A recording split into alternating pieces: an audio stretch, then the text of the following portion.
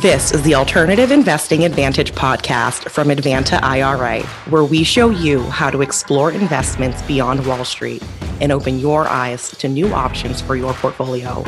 It's time to take control and give yourself the freedom to choose where you invest your money. Hi, and welcome to another edition of the Alternative Investing Advantage podcast. My name, as always, is Alex Perny, and today we are very pleased to welcome on Brent Bowers, and we're going to be diving into a topic that I feel is really underserved, at least in the real estate investing realm, which is raw land investing. You know, we always like to think about these big, sexy investments. People talk up investing in apartment complexes and buying all these, rental houses and, stuff that gets all the traction on, TikTok and Instagram and Twitter. But rarely do we ever kind of look at, what all real estate is built on, which is the dirt underneath of it. And the fact that this can actually be a viable investment for you, not only to make some money, but make good money at that. So Brent, thank you so much for being on with us today to talk about this. I'll be the first to admit, I've had a lack of hands-on experience in this in my investing career. Early on, I did some investing for clients and I've done some adjacent raw land deals, but as far as the nuts and bolts and really kind of the strategy behind it, I'm very happy to have you on today. So give us a little bit of background about yourself. I know you certainly have kind of an interesting background with being in the armed services and kind of how you came to be, at the point you are in today with focusing on raw land, especially in today's climate.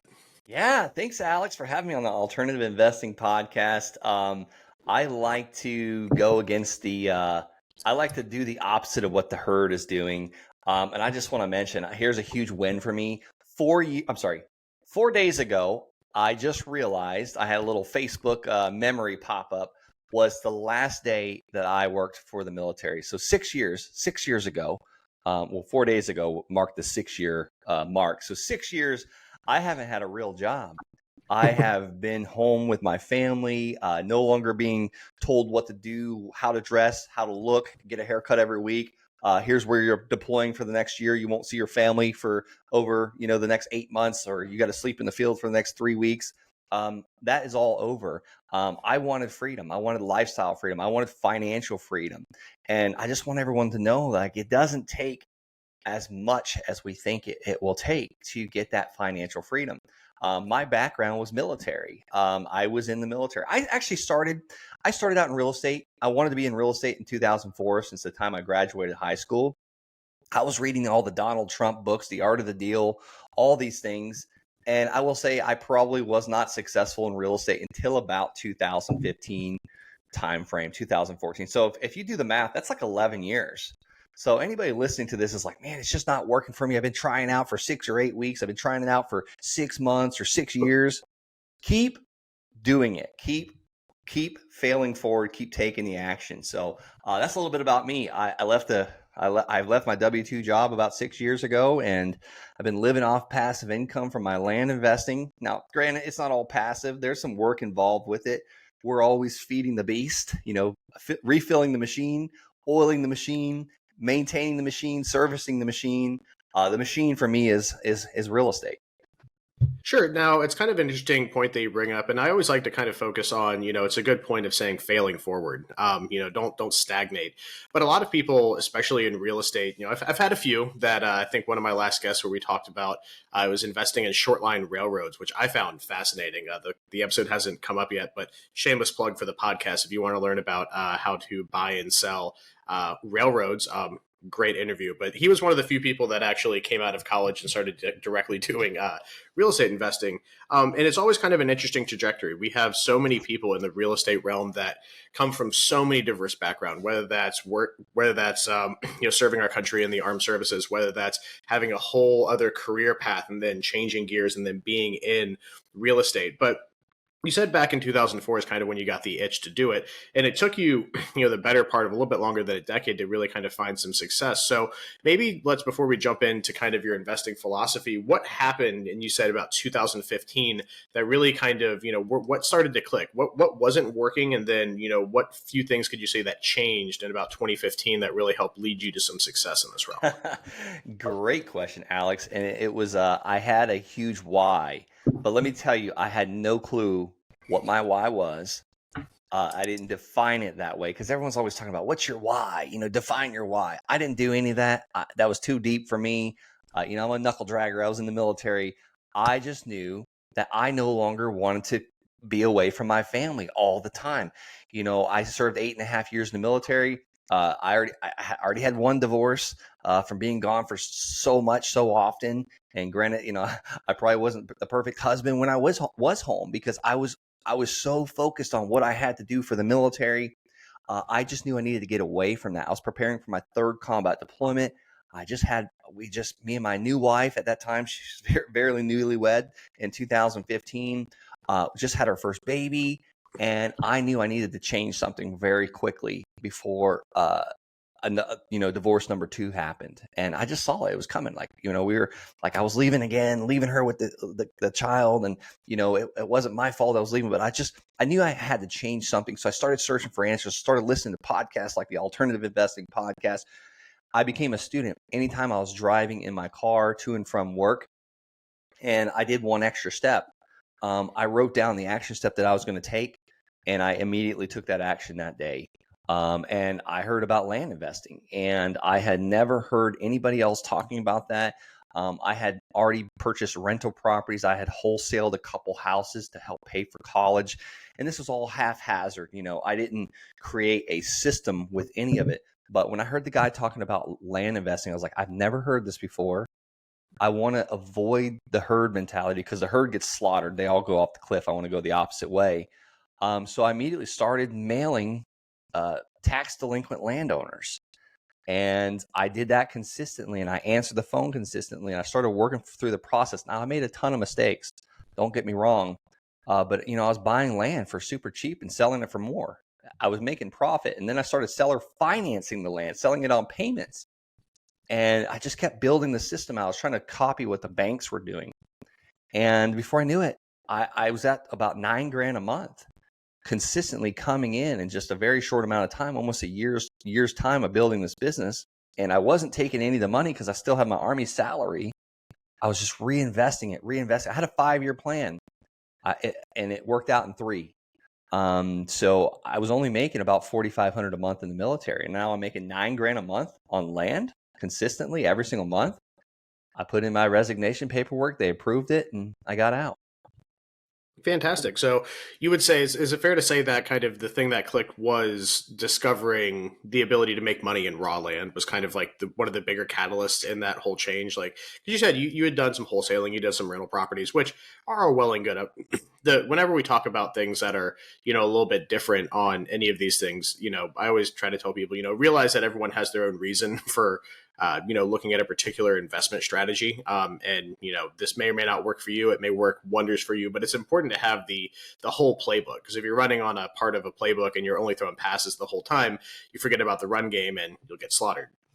So, would you say that kind of like discovering that was the big catalyst of saying, okay, hey, here's what works for me, was kind of the big thing that, really clicked then?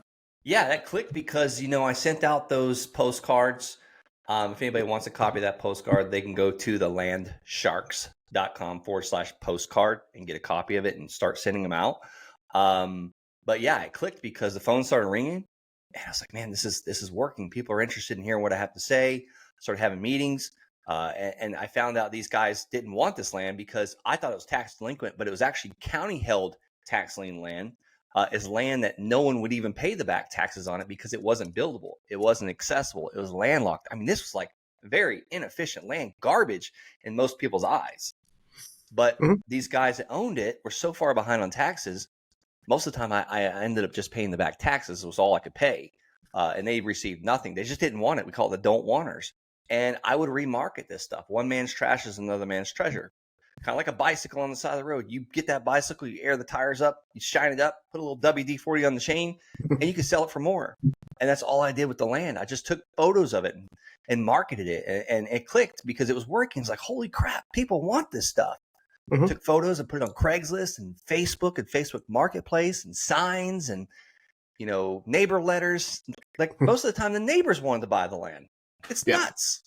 So let's kind of get a little bit into we've kind of touched on the why. Now let's look a little bit into the actual details of this. So you were mentioning that specifically, you were finding stuff, at least in the beginning, that was a lot of, county delinquent taxes, meaning that the tax liens had been issued by the county. The owners didn't want to pay that, and they had been unable to sell the tax certificates at auction because no one was actually coming in and bidding on this. So you were kind of coming in and saying, hey, look, this isn't selling at auction. And then were you negotiating directly with the county on some of these deals, or were you negotiating with the people? And that's something I'm not necessarily super familiar with because I've done a bunch of tax certificate and tax deed auctions for clients, but rarely have I ever seen it come in when something hasn't sold. So let's talk a little bit about that, about how those kind of deals came to fruition when you have something that really no one else wants. Yeah. It was just the tax lien investors that didn't want it. So I did not negotiate with the county. Here's how the conversation went with the county. Hey, what amount do I need to pay to get this property out of tax lien certificate status? So it's no longer deed eligible. I'd figure that out, and then I'd go back to the sellers like, okay, here's the max I can pay for it. You owe $500 in taxes for the last 5 years. I think I can maybe give you about $300 for the land, or $500 or $1,000 for the land. Sometimes it's $3,000.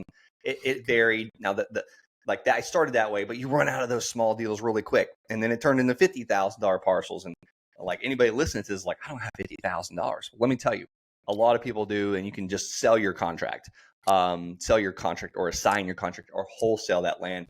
But yeah, there was no negotiation with the county. I probably should have tried. I really should have tried. But most of the time it was just like, hey, here's what I can pay. And most of the time these sellers were like, sure, yeah, that works for me. I don't want the land. I inherited the land, or me and my wife bought the land 25 years ago. Things have changed. Life happened. We're now paying for college for 3 grandchildren. Like, you name it. And would it be a fair kind of assessment on a lot of these deals? And one of maybe the nice things, especially when you're identifying stuff that's tax delinquent, is that because the only really encumbrance is the taxes, most of these things are owned free and clear. Otherwise, banks would have come in and done the foreclosure in first position.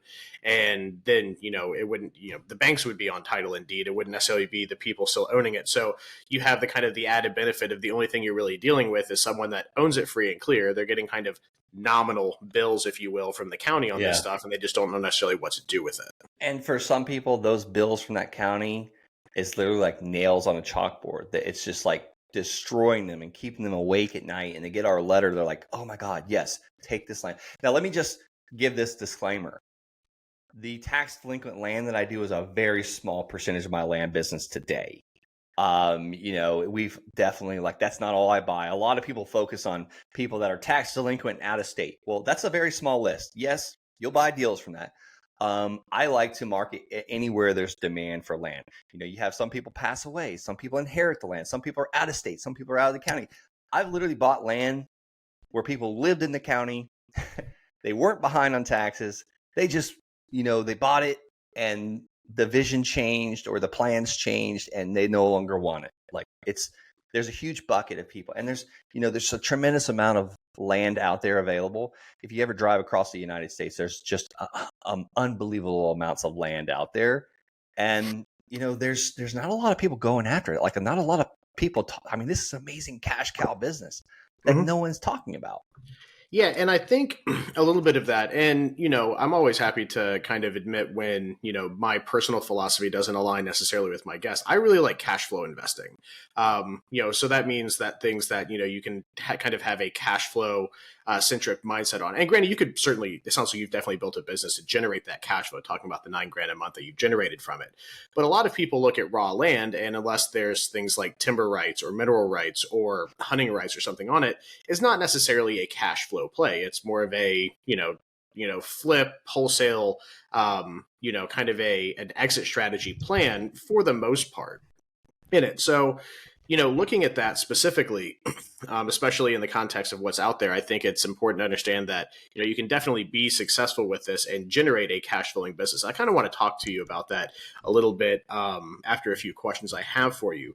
But specifically for this, and especially for our listeners, and I'm located in Florida, 90% or maybe more of the population lives within like 15 miles of the coastline. If you ever have the distinct pleasure of driving across the middle of the state of Florida, there's not much there. Let me tell you that much. It's a lot of it's so desolate that there's sod farms. They just grow grass. It's just fields of grass and oranges and tomatoes. So there's a lot of raw land out there. Even if you are in a very high population density area, you don't necessarily have to drive too far. I think it's something like 75% of the entire U.S. population lives within 30 miles of the coast. So fourth largest country on the planet. There's a bunch of land there. So I think it's important to illustrate, specifically for people that do live in high population density centers, that there's plenty of this out there. Now, you're identifying, there has to be a need in any time that you're identifying things to buy, whether it's tax delinquent properties or people that just want to get out of it, that needs some type of exit strategy. If someone loves the asset and they're really happy with it, they're not going to sell it to you. So you're identifying needs of these people, but you also have to identify your exit for it. Maybe they don't want it, but you're not necessarily going to go in there and buy something that's, a super fun site. You're not buying waterfront on Love Canal. You want to be buying something that has some type of exit strategy. So what are some things that you look at specifically with raw land that are attractive to you? I'm sure there's probably a spectrum of things, whether it's you think that it's in the path of progress, or that there's, going to be, something coming in, or, X, Y, and Z. Let's talk a little bit about the strategy on, besides just identifying the people wanting to get rid of this stuff, of what your kind of strategy is on the back end. And I'm sure it's deal specific. The tax delinquent stuff's going to have a different strategy than the $50,000, the $200,000 parcels of land. Let's go in a little bit about the strategy on that. Yeah, now it's changed really. It used to be cheap land. It used to be in my county, and now I do it all virtually. I'm in a very expensive county, and you probably are too as well, since you say you're in Florida. I don't do a lot of land deals in my county these days. But now I look for areas of demand. I want to see land selling. That's it. I want to see land selling because it makes my life very easy to figure out what it's selling for. I can comp it in 5 or 10 minutes max, and they're guaranteed wins because I'm buying them at discount. And if I'm not buying them at discount, I need to have some type of value play, whether it be, subdivide or add fences and gutters and whatnot, but I don't do a lot of that. The most I do sometimes, the other day, I have a couple parcels of land that we bought in Florida. They're 4 acres. The roads, you couldn't get to them. And I mean, God bless the settlers that came across Florida before there was paved roads, because let me tell you, before the sod farms were there, that was grown up forest.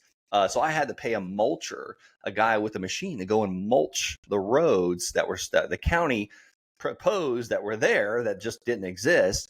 Now people can get to them. He mulched. We didn't cut down any trees, but a lot of vines and weeds and just high. Well, I guess there would have been some trees, but that's about the most I do to these parcels of land.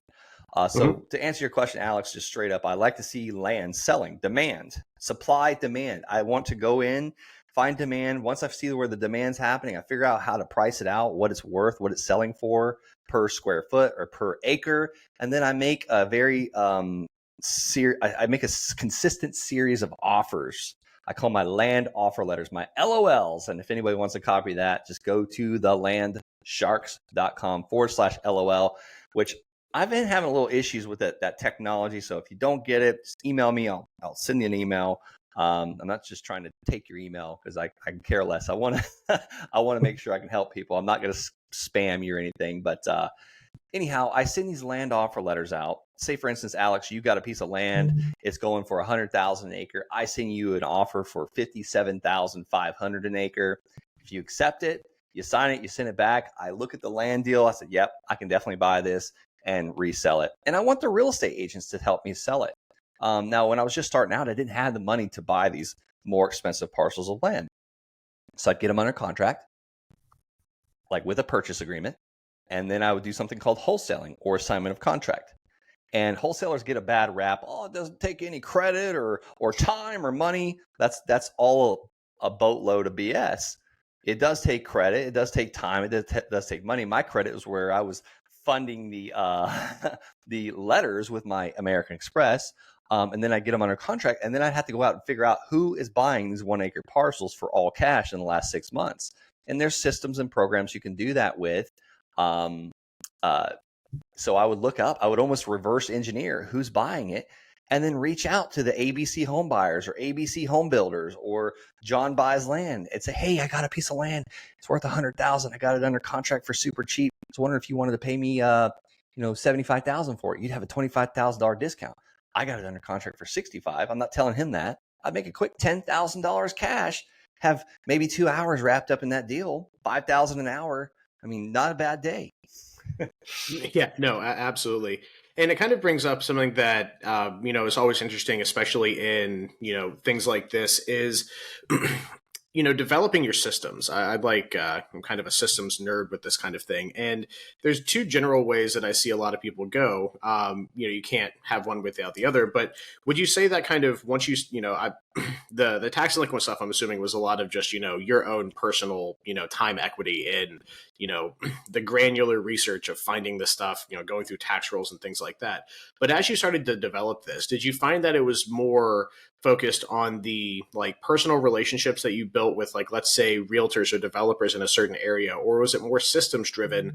Or what was kind of the mixture of the both, was saying, okay, let's say I built out a system, I have an API to identify my certain factors that I'm looking for in an area, because you can't scale anything without kind of having both. You can only you have 24 hours in a day, and let's say you have 12 workable ones to call people where they're not angry that you're calling during dinner. So what kind of things did you kind of develop that helped you scale this effectively? Yeah. And maybe also talk about a few stumbling blocks you had along the way as well. Yeah, great question, Alex. And I want to caution people on scale, because I scaled. I had 15 team members, bought the office, had the best coffee, the cleaning service, all these things. And you have a couple slow months and your expenses keep going out the window and your income stays the same or goes down. Scaling is dangerous. So I have a very small team now. I have an executive assistant, I have an accountant, I have a part-time acquisition manager, and myself. Very simple. And my system in place was, every single day, we go and find areas of demand and we send out letters, consistently. It's like priming that old red farmhouse pump. Once you get that air out of the line, you have water. And you just can't stop pumping it, because the water will stop when you stop pumping it. You got to either pay someone to pump it for you or put a machine on it. So we go in these areas and we consistently mail them. Someday they'll do a deal with us. Could take a few mailings. It could be the first one. A lot of people get hung up on that. I sent out all these letters and no one called. Well, send them again. Because guess what? You could send me a few emails. I think Brianna, your assistant, emailed me a couple times. When I saw the third one, God bless her for sending the third one. And so you just got to be consistent, because people don't see the first one. And same thing with my mailbox. I'll go out there and check it from time to time, and I'll look for the handwritten letters, and everything else goes back in the mailbox, because I know my wife will come behind me in a couple of days and get it. Or sometimes the mail guy, it gets too full and he brings it to the front door. So, you just got to be consistent. So that's the system. And yeah, the relationships come into play. But when you're just starting out, no one knows you from Adam. No one cares. You got a few seconds to get the attention of someone. How can, because most people, when you call them or they get the letter, and 1 second they're wondering, so what? How can this help me? How can this help my life? My marriage is in the garbage, or I've got a drinking problem, or my children are mad at me, or the dog just pooped on the floor, or I got to go to work again and work for the boss that treats me like garbage. How can you help someone? And you got, if you can remember that in marketing and business, is you got a few seconds to help someone out. It's why I asked you at the beginning of this podcast, Alex, is, who cares about my bio? It's so what? How can you help me today? Exactly. Yeah. It's, we live in a results driven world, which isn't a horrible thing. But there's things that go into that. It's not, you don't build results on, a cloud of air. There has to be a developed pyramid that supports that top end result, driven nature that we all, everyone, you can have everything in the world, but if you don't actually have the ability to support yourself, whatever that means to you, whether that's, an extra $3,000 a month, or that's $9, $10, $15, $20,000 a month, you have to have something to support that.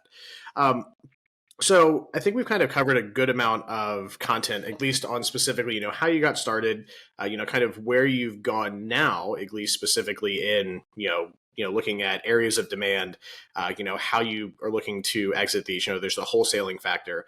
But what are some of the other factors that you look for in the exits of these? Because, you mentioned that you have, X amount of, just using the number, when you got to that $9,000 of cash flow, was that strictly just on, was that, substantive of wholesaling? Was that, certain deals that you had made with cash flow? Was that, selling these things on owner Yeah. financing, or a combination of everything? So let's kind of, again, let's shift gears a little bit and talk about, the mechanics of this and how it kind of works for people. It was owner financing. Yeah, it was me being the seller and financing, becoming the bank and say, Alex, I bought this piece of land. I paid $15,000 for it. I'm selling it for $45,000. I'm selling it for exactly what it's worth. I'm not marking it up. I'm selling it for exactly what it's worth. Technically, I am marking it up from what I bought it for, but it doesn't matter what I bought it for. I would have buyers come to me sometimes. Well, I see you only paid $15,000. What justifies you selling it for 45? I say, because that's what the market says it's worth. You can buy mine or buy someone else's. But here's also the thing is I offer seller financing. So I bought it for $15,000. I'm marketing it for $45,000 because that's what everyone else is. That's what all the other acres are selling for out here, for $45,000. And I'm looking for a down payment of $15,000. So you pay me $15,000 down. I get all my money back out of the deal. Title company does the paperwork. Now I hold a mortgage and the first lien position on that land, and you're going to pay me $250 a month for the next 30 years at 12% interest. Or you can pay it off early, no prepayment penalties, no balloon payments. That's where the consistent monthly payment. Now, how I built that $9,000 a month, like within a very short amount of time. Back then I was only doing like 24-month loans. So people would pay me like $500, $600, $700, sometimes $1,500 a month. So it only took a few land deals to do that, like 10 or 12 land deals. Now, doing this for since 2015, almost 9 years now, and I'm a practitioner. I still do land deals every single week. I've learned that I want to stretch out those payments longer because when they pay off, it's kind of a celebration, but also it's a sad day because I just reduced my monthly income. So I started looking at what the banks are doing. They do a lot of 30-year mortgages, right? And many years ago, back in 2013, the average mortgage was just $200,000. $200,000 mortgage, average interest rate was 6%. So you're paying $1,200 a month for 30 years. You pay back $420,000 over the life of that loan. That's not really 6%. They're figuring that 6% on the amount of payment on that balance that you originally took out. And the banks knew that people move every 5 to 7 years. So the first 7 years of a fully amortized mortgage is front-end loaded interest. So if people pay me for 5 or 6 or 7 years on a piece of land and then pay it off, or they get a bank loan and build a house on it or a cabin, I just collected a boatload of interest, absolutely boatload of interest. And the mortgages are run off of amortization schedules. So I really just copied what the banks were doing. That's all. I didn't create this. And people love it. Americans think, how much money is it going to cost me each month? How much is this going to cost me each month? Not what's the total cost of this. Yeah, absolutely. And that's, always kind of good to look at, what is the social norm of what you're doing? People, I think, tend to discount that because they're like, oh, well, there's so much, saturation in this one market. Well, if you can bring a service to a market that, everyone, I think everyone loves to complain about the Walmarts out there, think about your Wells Fargos and everything. It's like, oh, I wish we had the corner store that I could go down and get something from. Well, if you can bring that same kind of human interaction to people, and I would wager to guess that the people that are looking for raw land are more kind of in line with that mentality. They like that little more hometown feel, that corner store vibe, if you will, to the transactions that they do. So again, I might be completely off the mark, but knowing the people I grew up in rural Florida for the first part of my life. I know people that like raw land, and those are the kind of people we're typically talking about. Not to say other people don't do it, but I would think that you're kind of playing to the market with saying, hey, look, I have this piece of property.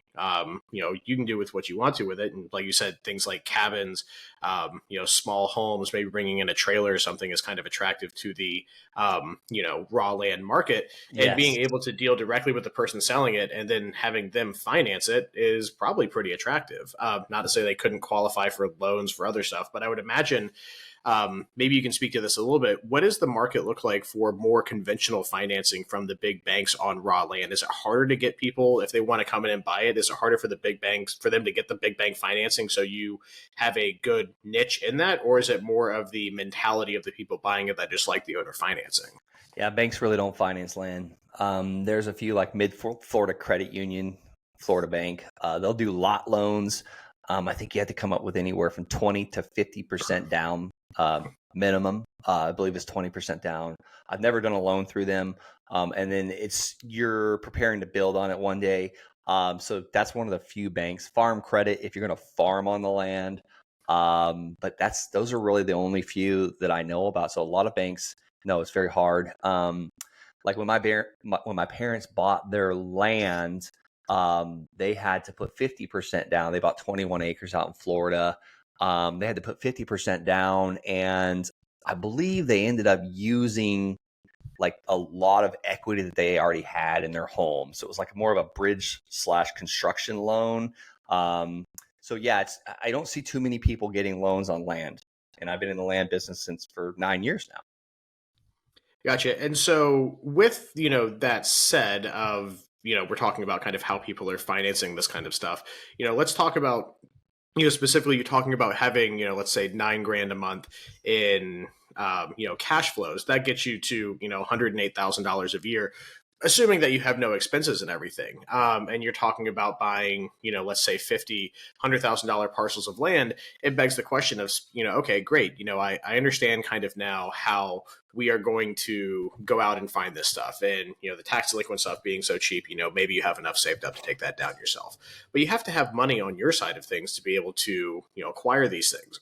Yeah. And while $108,000 a year is awesome, I mean, that's a great milestone to hit on just, I hate the term, but it works. Mailbox money, if you will. Yeah, Stuff that's just that's coming true. into you. I'm not a big fan of the kitsch terms, but when they work, they work.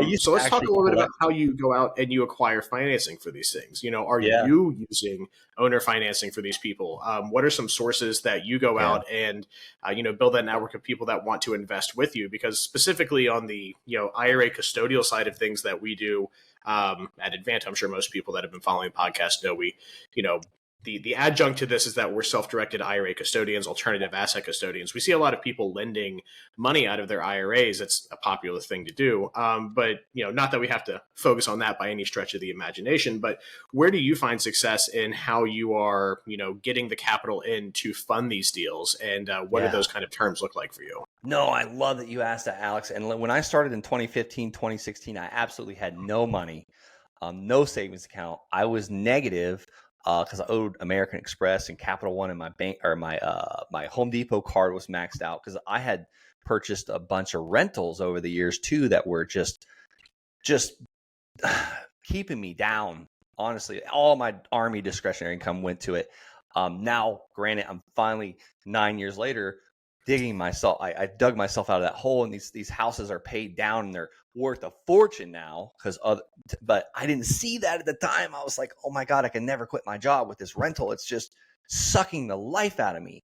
But now it's like I have so much equity in these things, which I get the cash flow. But anyhow, I built up that cash flow well over $9,000 a month now, consistently coming in from just land payments.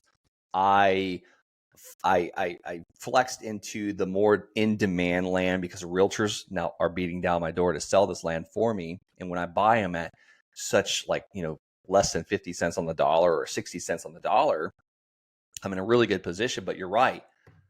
I can only do so much with my cash flow. And I don't care who you are. Everyone runs out of money if you are consistently buying and kind of just greasing the wheels and feeding the tank. So I love working with people that have, and I use my IRA. I actually took it from the military and converted it to a self-directed. But I love working with people that have those, and they're earning like 4, 5, 6% in the market. Usually I'm paying them anywhere from 9, 10, 11, 12%. And it's secured by a piece of land that we're buying at 50, 60 cents on the dollar. That way that my lender's in a good position. So I call them my lenders. They're my private capital lenders. I just did a deal with my neighbor. He lent me $115,000. The land was worth about $230,000. So he's at a 50% loan to value. We get a lender's title insurance policy to protect him. We record that mortgage and that promissory note he's in the first lien holder position. So if I get hit by a bus, he gets, well, the land's for sale anyways, but he takes the land, if God forbid I don't pay him, which there's things set up in place for that. But yeah, that's how it works out. So perfect example, my mother-in-law and my father-in-law, they lent me about $40,000 at 9% interest. Their payment is $800 a month for 5 years, fully amortized. And I resold that land that we bought for $40,000 for $91,000. And he's going to pay me for 13 and a half years at 12% interest. So, and he also gave me a $5,000 down payment. So how that works is I put $5,000 in my pocket. My bank, my in-laws, they were my bank. They were my lender. They funded the deal. And then now this buyer is paying $946 a month to me every month. And if he doesn't pay me, I still got to pay my in-laws, my lender, and they get $800 a month. So I'm keeping the difference of $146 a month. Not a huge amount, but it's not like having a rental. I'm never going to have a repair on this vacant raw land. And that's for 5 years. And after that 5 years, he still owes me $946 a month for about what's 13 minus 5. I'm not good at public math, by the way. It's when I was up there on the whiteboard, the chalkboard as a kid, I got the problem wrong and I got laughed at. So long story short, that buyer is going to keep paying me for several more years. I'm going to do over $102,000 net profit, plus my in-laws are making interest on their money, and we'll put it back to work on another parcel of land. So I do this with private lenders. It's absolutely incredible to do that. I mean, it's a win-win-win. Like, we helped out the lady that sold us the land because her husband passed away. We helped the buyer out because we're offering financing, and we sold him what it's worth. My in-laws are happy because they're making interest, and I'm happy because I just did a land deal with like none of my own money. Yeah, absolutely. And that's kind of, again, to bring it full circle, because I always feel like it needs so much more context when people, like, you can invest in real estate with none of your own money. And, being in, real estate and alternative investments for as long as I have, since, the beginning of 2012, I get asked the question. I was like, well, is that even true? I'm like, yes, but it's not necessarily just like as easy as, the TikToker makes it seem. There's a lot of things that go into it. There's a lot of trust and systems and things that you have to build up for that to be an attainable scenario. Is it possible? Absolutely. Can almost anyone do it? Sure. If you have, the mentality and the gumption, if you will, to actually go out and, do it in good faith. You really need to kind of understand what goes into something like that. You know what the hardest part about that whole deal for me was just asking my father-in-law if he wanted to do a real estate deal with me, because I almost felt like I was like begging.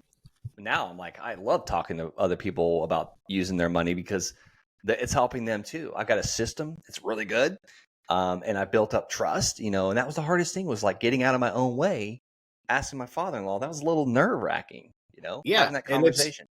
And asking people for money is always a tough thing. Whether it's, asking a father-in-law for money can certainly make for an awkward Thanksgiving dinner. So you have that kind of other component to it. But asking anyone for money, especially if it's someone that you don't know from Adam and it's a very new relationship, is always tough.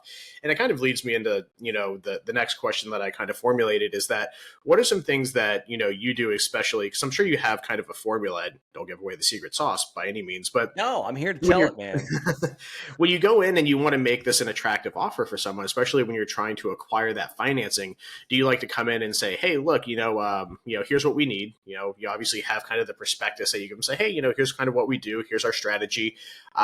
Here's the amount of time, the periodization of the loan. Are you someone that likes to say, hey, we give points up front? Do you like to go with a slightly larger interest rate? What are some things that you like to, that you find work well for the raw land space that make it attractive for someone to come in? Because you're not just going to go say, hey, I'll give you 50% interest if you lend me money, not to be hyperbolic with the example, but, there's probably some things that you come in initially and say, hey, look, besides the fact that I'm good at what I do, here's some things that make this an attractive investment for you as well. Yeah, I don't sell them on it. I just say, look, you want to earn 9, 10, 12% interest on your money. Here's what I would pay you over a year. Here's the land deal. It's worth about $50,000. I'm buying it for $25,000. I'm looking for $25,000. If you need to see proof of funds, I'll show you my bank accounts over here, showing you I can cover this loan for many, many years to come. and I'm going to sell it on seller financing. So really, I asked 3 questions. How much money do you have? What are you currently earning with your money? Like what interest rate? And then, what would put a big smile on your face? So it's technically 4 questions to see per annum as far as interest rate. And then number 4 is how long do you want this money to work for you? And I pay all the fees, and sometimes depending on the land deal, what interest rate I can pay. But, I like to marry the deal to my private capital lender. And what I think what works amazing is I show them proof like, listen, I could buy this thing with my own cash, but here's the thing. I run off a system called Profit First, because I've been through ups and downs in real estate. I've been scathed a few times. So I know that the more cash I have in my accounts, the better I can run my business for longer periods of time, because sometimes there's feasts, sometimes there's famine, sometimes you get a $120,000 IRS tax bill. So you just need to know about these things. Yeah, and that's always a good point too. And kind of coming back, is a nice way to bring it full circle. Is that, just because you have good cash flow built up, you don't, most people, and again, always have to make the attorney overlords happy. I can't give tax, financial, or legal advice, but generally speaking, in a very broad terminology, just because you have X amount of money coming in, you don't want to have that same X going out. You want to keep cash reserves. So just because you have this money to buy something cash, why not necessarily be able to generate more cash flow, more deals by using other people's money, have them get a benefit from it, have them make some more money, because the nice thing about real estate is everyone can eat. The realtor can eat, the investor can eat, the lender can eat, the end buyer can eat. Everyone can come to the table and get a good meal on this stuff. It's not just one person, Scrooge McDucking into a big pile of gold coins. There's a lot of different ways for everyone to enjoy the benefit of this. And, it's something I'm passionate about. I don't think any one person should hold the entire keys to the kingdom, and real estate specifically offers that avenue of success to so many different people. And again, kind of going back to it, is that just because you have this cash flow coming in doesn't mean you can't cut out of the people in on the deal. You can't make a great living at it as well. So coming up on kind of the end of the podcast here, we like to kind of package these things into 45 minutes. I think we've gotten a lot of great content here. Is there anything that we specifically haven't covered that you feel is kind of a passion point for you in raw land investing? I think we've, certainly covered, the viability of it as an investment, kind of the avenues to look at for finding this stuff, whether it's, on the small end of getting started with tax delinquency, or then looking for larger pieces that are in, quote, paths of progress or development, and looking for actual sales in a certain area. And then also covering kind of the acquisition side on, how you find the money, how you retail these things out, where the money comes in, goes out, and builds this, builds this pyramid of success. What are some things that we maybe haven't covered that you'd like to make sure people take away from this when it comes to raw land investing? Man, I think we've covered so much. If people want to find out more, research me, Brent L. Bowers. I'm always talking about this, but I love how you said, all the people that are involved in this, these transactions. There's so many. It takes a village. It really does. Anybody's just looking to get started, just do that first deal. Do your homework the best you can. But again, don't let paralysis set in with all of your analysis. At the end of the day, most good things happen. And it's like, I look at I'll leave one thing. The last thing is, I look at things a little differently when I look at opportunities. Is, a lot of people look at everything that can go wrong. And yes, you want to know those things. You don't want to go into anything blind, but I like to look at the other side of the coin. Is, what if I don't do it? What's going to what's 5 years later going to look like? Mm-hmm. What am I going to miss out on? Or what, if I don't do this opportunity, will it change my life type thing? So many people look at what bad can happen. Well, let's look at all the good things that can happen, because most of the time the bad things don't happen. You hear these stories. I've done over 350 real estate transactions. I got sued finally. I finally got sued by a realtor that I text 3 text messages and one cold call. I had a system that we were marketing like crazy. And there's these marketers that say, if you haven't made anybody mad by 10 a.m., then you're not doing it right. Well, I took that to full heart. And this guy, he was a professional litigator. He went after people like me, sued me. I fought. I should have just settled with him. But hey, the cost of doing business. And thank God that didn't happen on my first deal. It was on my like 250th, and it was just like a write-off. I still had to pay the IRS that year, so I didn't even have enough write-offs. He was a write-off. It was like I thought I was going to win the court battle, and it was all virtuals during COVID. And when that judge put that amount that I had to pay, I was just like, unbelievable. Like, so it happens. Things happen, but it didn't kill me. Yeah, you always have to look at the cost of action and also the cost of inaction when it comes to looking at all these things. So I think that's a great way to end it off. Brent, I really do appreciate you being on with us today, because the most valuable resource any of us have is our time, and we can't make any more of it. So thanks for taking the time out of your day to spend some with us. Again, this has been the Alternative Investing Advantage podcast. My name is Alex Perny. Thanks for being with us today, and we'll see you on the next one. Thank you for tuning in to the Alternative Investing Advantage podcast. Tune in next week for more investing tips and strategies. Want to hear more episodes of the Alternative Investing Advantage? Search podcast at advantaira.com and subscribe.